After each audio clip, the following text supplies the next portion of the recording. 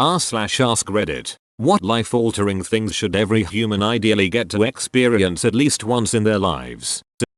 The night sky without any light pollution. It's quite sad how many people in cities don't get to admire the grandeur of our near cosmos. I don't usually call this out, but hot damn, thanks for the gold, silver, and my most upvoted post ever.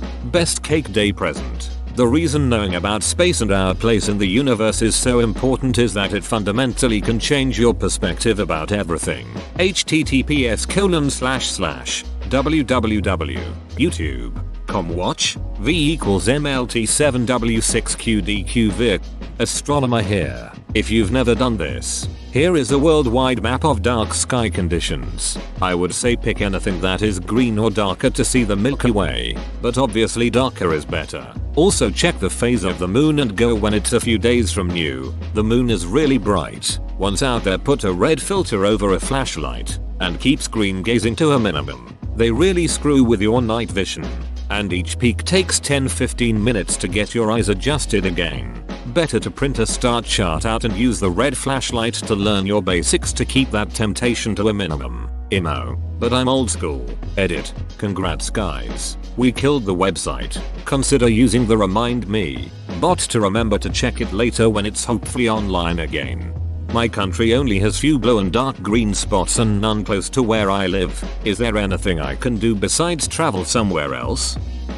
Living single and alone. It's a very specific kind of freedom but a touch of fear.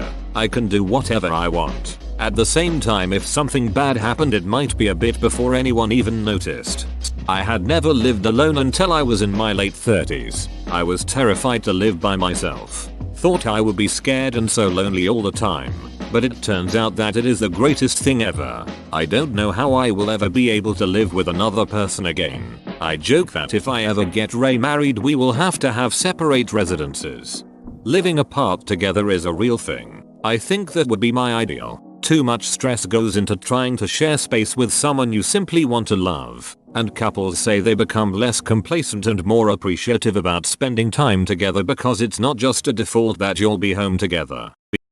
As shit as it is, and I wouldn't wish it upon many people, heartbreak. I feel like a lot of personal growth can stem from it. It also makes you way more sensitive and understanding of others who are hurting and suffering. Empathy is far more important and powerful than sympathy.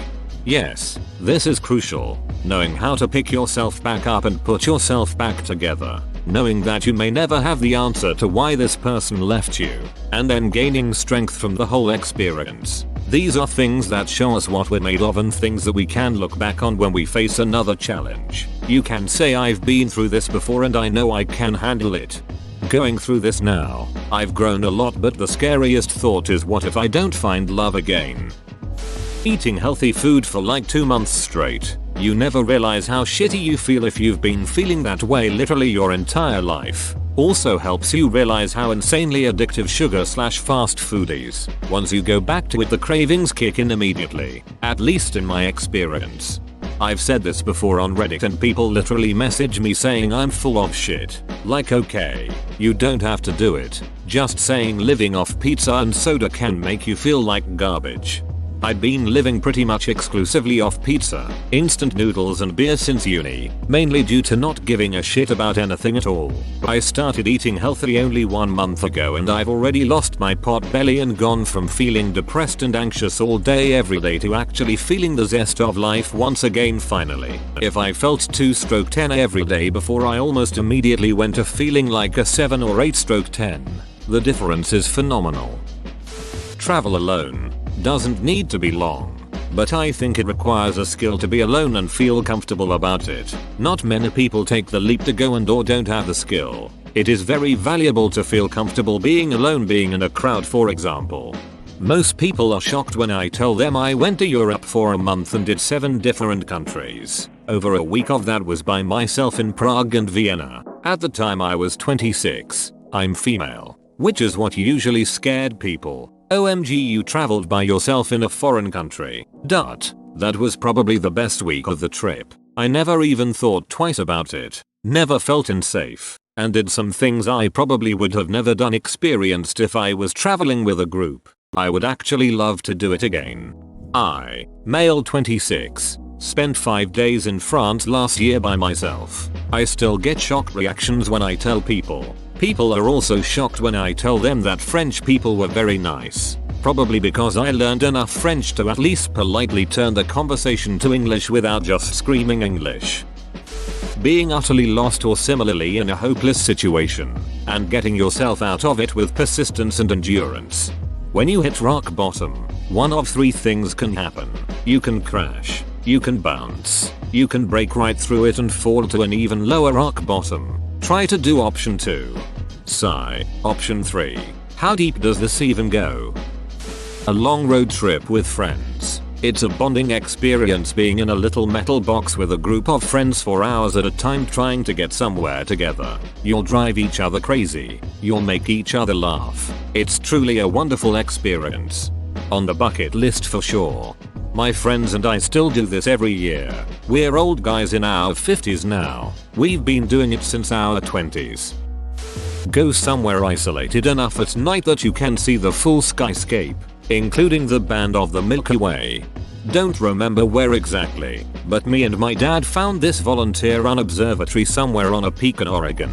They had a giant scope operated by a few people, and some hobbyists and students who had their own gear they'd let you use. But the coolest shit was being able to look up with your own eyes and see part of the Milky Way. I cannot describe to you the awe I felt. Everyone there was very passionate about astronomy and so helpful too. So the whole thing was an unforgettable experience. Edit. Pretty sure it was Pine Mountain Observatory. Thanks to the comment that reminded me.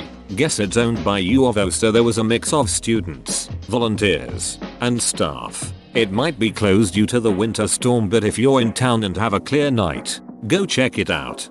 As someone who grew up where you can see the Milky Way, it is so weird to me that some people have never seen it. Even though I could see it on any non-cloudy night as a kid, I will go out to a soybean field during any meteor or shower to enjoy the show. The night sky is such a cool thing that somehow makes you feel very small but at the same time really connected with Earth.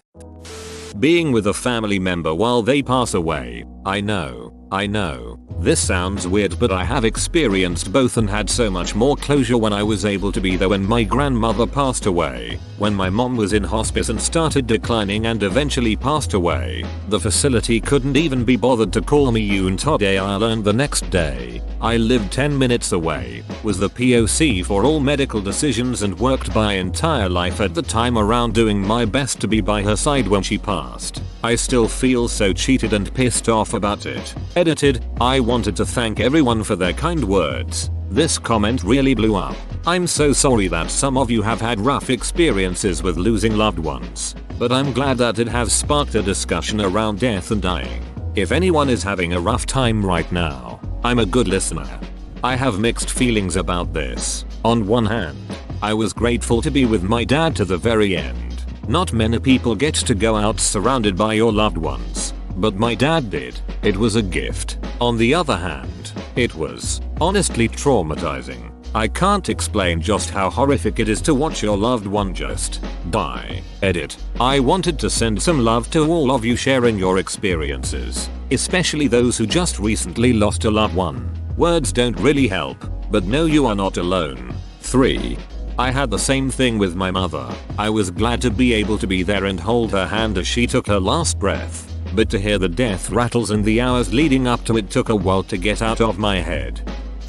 Total isolation. I'm talking traveling out to a remote location far away from civilization and far away from anyone else, just you and the world around you, all alone and not another soul in sight. It's such a bizarre yet powerful feeling. Here you are, completely free from the constraints of civilization, free from your obligations, free from your routines. There's nothing holding you back now except yourself. You're experiencing life at its purest. I went on one hell of a bushwalk not too long ago that took me deep into a forest that very few people have been through. There was a moment where I was sitting on this fallen tree where it hit me just how truly far away and isolated I was. And with that, just how far away all my problems were too. Out here, it was just me and the trees. It really seems to put life back into perspective when you inevitably have to head back and re-enter civilization. The juxtaposition is something else. There's a place I go to often to completely switch off. No phones, No contact with the outside world. I love it. It's like a detox.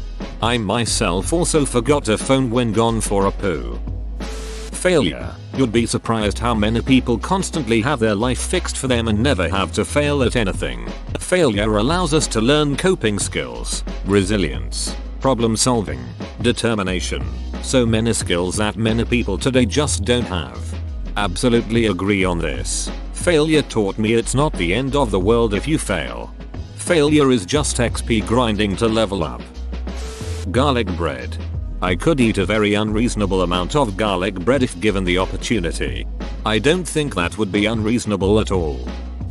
Standing in front of a classroom trying to teach. Friends who teach in the elementary secondary system have the same complaints as professors. Everyone has a criticism, complaint or gentle suggestion to improve, but have no idea what is involved in getting all of the regulatory requirements. Getting up in front of a class and ensuring that the LOs are met in a way that satisfies federal, state and university administrators while also engaging the students. It's getting worse and worse. 2.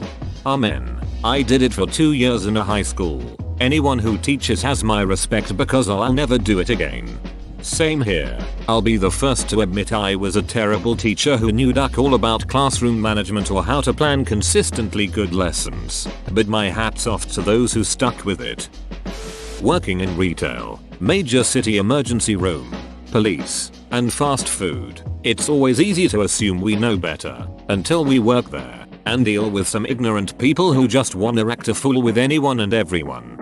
I worked at Burger King when I was 15 and in high school. My boss at the time, a great dude, said you never know how someone's day is going or what they've been through. So if someone has a bad attitude, just keep smiling and help them along. Now that I'm much older and run a sales division, one always think back to that guy and that comment and also that job. Make sure to treat your fast food, wait staff, bartenders, and etc kindly because you never know how many a-holes they've had to put up with to get to you. I always try to. I probably wasn't as mean as I felt I was, but I was in a considerable amount of pain when the cashier asked me how my day was going. I think I said something in a pained or grumpy tone of "it's going." I still feel bad about it. Everyone unless otherwise proven deserves to be treated with the same level of respect. Stand on top of a mountain. One of my absolute life-changing experiences is hiking a mountain in the fog. Me and a friend hiked a few thousand feet, and when we hit the peak we had just come over the fog line. There was an old guy at the top with us, and he saw that we were in awe. He pointed to the northeast. See that other mountain range poking out above the clouds? That's Tahoe. Tahoe was 150 miles away, give or take. Something about being exhausted after intense physical exertion, with your best friend, in a surreal landscape, and then having a seemingly impossible vision pointed out to you on top of that, was otherworldly. May I ask which mountain? I wish everyone got to experience lucid dreaming at least once. It's such an amazingly interesting state to be in just for the fact that you're inside of a dream. You're fully conscious that you're now someone else and in a body that isn't your physical body, yet you can touch and feel the dream world as if it was the real world. Edit. For people experiencing sleep paralysis or is scared of it, here's something I wrote for you. Edit 2. How to start lucid dreaming. For anybody interested in doing this, Exploring the World of Lucid Dreaming by Stephen LaBerge is a very good book that teaches you how to do it by the predominant expert in the field, and it's a dirt cheap paperback. Just bought it off Amazon. Thank you for the recommendation. I love trying to lucid dream but would like to get better at it. The feeling of having mastered something, piano, poetry, writing, some video game, coding, anything really. There is a special self-knowledge that comes from having mastered something that everyone really needs to know. Do we ever really truly and completely? I am positive no matter how good I am at something, if I ever am, I will never feel it can't be even better. Whoa, you made it to the end? You're a ducking beast. I'll cut you a deal. Smash like and subscribe for more curated content, bruh. It's free and that's a great price.